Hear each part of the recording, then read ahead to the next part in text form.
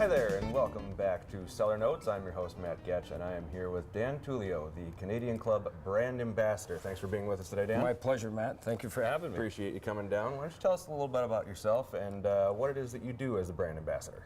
Well, Matt, if the liquid could talk, I wouldn't have a job. That's it's pretty simple. So I've been with the company for 33 years, and I represent the brand across the United States and Canada. And as a brand ambassador, I speak to folks like yourselves and our distributor broker partners. I work pretty close with our marketing departments, both in Canada as well as here in the U.S., to come up with different promotional activities for CC.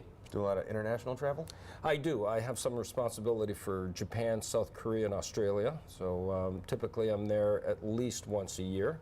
And in the very near future, Beam Inc., this is our parent company. We have other brands within our portfolio such as Courvoisier and Sauza, Jim Beam, of course, Canadian Club, Skinny Girl, Pinnacle, a myriad of brands, Maker's Mark. We're going to be owned by Suntory, which is, and it's a family there that has actually bought Beam Inc. So as of June this year, we will be, we'll have new owners, Suntory. Suntory is a Japanese company? Japanese company, family-owned company. Okay, excellent. Well, why don't you get us started? Let's talk a little bit about Canadian whiskey. What differentiates Canadian whiskey between the other types of whiskey? Scotch whiskey, Irish whiskey, bourbon whiskey, American. There's a whole bunch of whiskeys out there. What makes Canadian Club different? Well, to be called a Canadian whiskey, you know, we have to follow certain rules and regulations, and the standard of identity for Canadian whiskey is that we have to be made in Canada. We can use a variety of cereal grains, unlike American bourbon, for example, where the mash bill has to be at least 51% corn. So we have the flexibility of using a variety of different grains, and that allows us to come up with different marks within our portfolio. Our whiskey has to be aged for a minimum of 3 years in small wood, and please note, I noticed I didn't say new barrels. So what we Canadian, Irish, and Scottish distillers do is we purchase these once used white oak American bourbon barrels, and this is what we age our product in. So it has to be aged for a minimum of 3 years. We feel that 36 months is not long enough. Our standard brand, Canadian Club, is aged for 5 years. And we have the CC Reserve, which is 9, our 12-year-old. And needless to say, the older the better, because you know, that's why I put all this gray stuff in my hair this morning. So the longer it stays in the barrel, the more it imparts that flavor into the whiskey, and the more it mellows the harshness of just of a distilled spirit. Hey, you know, and we prefer aging our product in the used barrel because we get the softer spices that come out of it versus the, you know, the more aggressive wood tones and tannins that are bourbon. So with Canadian whiskey, it tends to be a bit more mellow and lighter. You know, we get those softer spices and flavors, the caramel, the butterscotch, the vanilla. All right, excellent. Well, let's focus it down a little bit.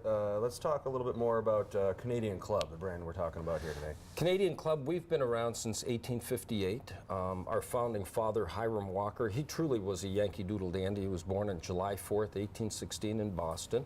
And then at the age of 20, he moved west like all young men of the era, and he landed in Detroit. Detroit at the time was a bustling fur trading center, very fashionable place to live in. And he opened up a number of different businesses. Having a little bit of a chemical engineering background, he's always wanted to open up a distillery. So he traveled across the United States and Scotland and Ireland and picked up the unique nuances on how to make whiskey. And at the age of 40, he was determined to open up a distillery, but he felt that there was a temperance movement in the United States, so he felt uncomfortable about opening up a distillery in the Detroit area. So he looked across the river on the Canadian side, purchased almost 500 acres of property, a tract of land right on the river, and he put up his distillery in 1858. The uniqueness about the Canadian Club portfolio of brands is that what we do is we produce distillate. It's not called whiskey until it's aged. We produce distillate from corn, rye malt, and barley malt separately. At the end of the day, what we do is we blend those 4 distillates together, and then we put it into the barrel. So this is referred to as pre-barrel blending. We're the only Canadian distillery that does this, And what that does is it allows those 4 distillates to marry during that 5-year, 9-year, 12-year period for each one of the marks that we have. So that's what creates the smoothness behind the CC portfolio of brands. Then why don't you tell us a little bit about the different kinds of Canadian clubs that we have here today. What makes these all different from each other? You know, whether it's Irish whiskey, Scotch, American bourbon, or Canadian, if you tweak 3 specific things, you end up with a different taste profile product. And that would be the type of grains and ratio that you use, the type of barrel that it's aged in, as well as the length of time. So our CC Reserve, which is our 9-year-old, this particular brand over here is not Canadian Club aged for an additional 4 years. This particular brand over here has a very high percentage of rye and rye malt. Corn produces a liquid that's very neutral. It's colorless, odorless after the second distillation.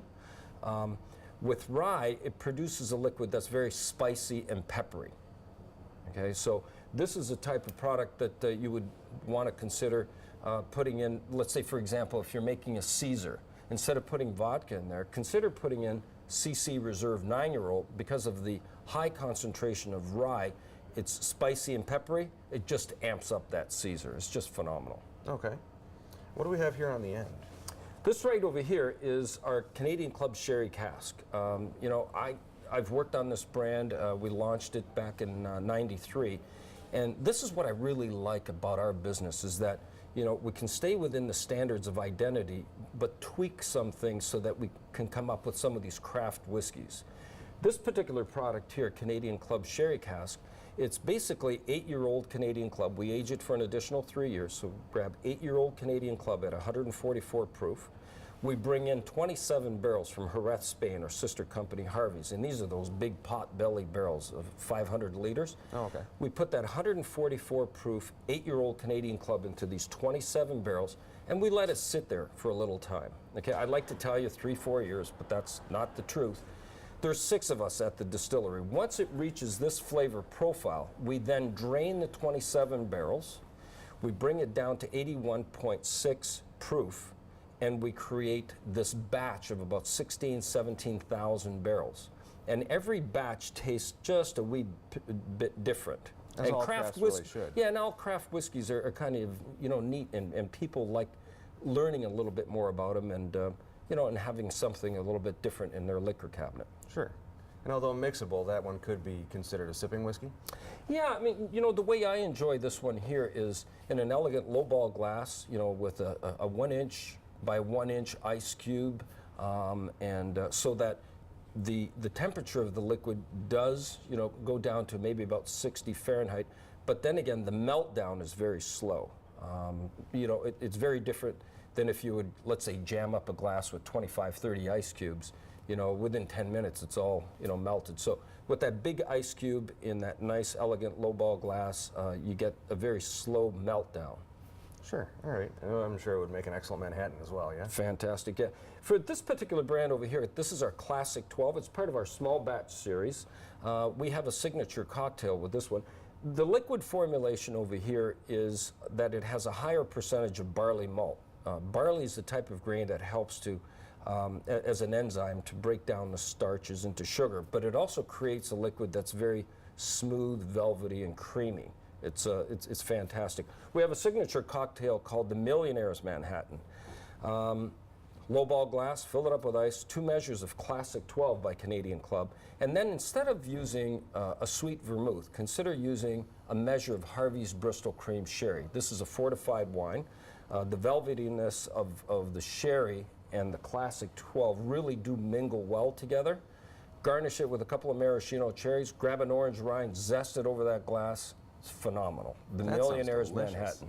An interesting point, about 15 years ago, the Canadian government changed the law whereby in every bottle of Canadian whiskey, 9.09% of the liquid could be any other spirit as long as it's 2 years old. So last year I launched a brand called Dark Horse, and basically what it is, it's 91% rye, 8% Old Grandad bourbon, and then we finish it off with 1% Fino sherry. And I'm going to be introducing it here in Minnesota and across some other states this summer. That's a fantastic sounding spirit. Is there anything else like that in the market right now you could even compare it to? Not right now. There are two periods of time in history when Canadian whiskey, in general, really surged forward. You want to talk about those periods for a minute? Yeah, there were two times. One of them was when the United States had the Civil War, of course, but then what really propelled the growth of Canadian whiskey was during Prohibition. You know, from 1920 to 1933, it was illegal to manufacture, sell, or consume beverage alcohol here in the United States. And for 13 years, we quenched the thirst of our American friends. And what a visionary our founding father was, is to put the distillery on the Canadian side of the Detroit River, right across from Detroit, back in 1858. Of course, Canada being so close to New York and so close to Michigan. And I appreciate you being here with us, Dan, today. Congratulations. Good to be neighbors with you. Thank you very much. My pleasure. Thank you, Matt. Appreciate it, and we'll see you next time on Cellar Notes.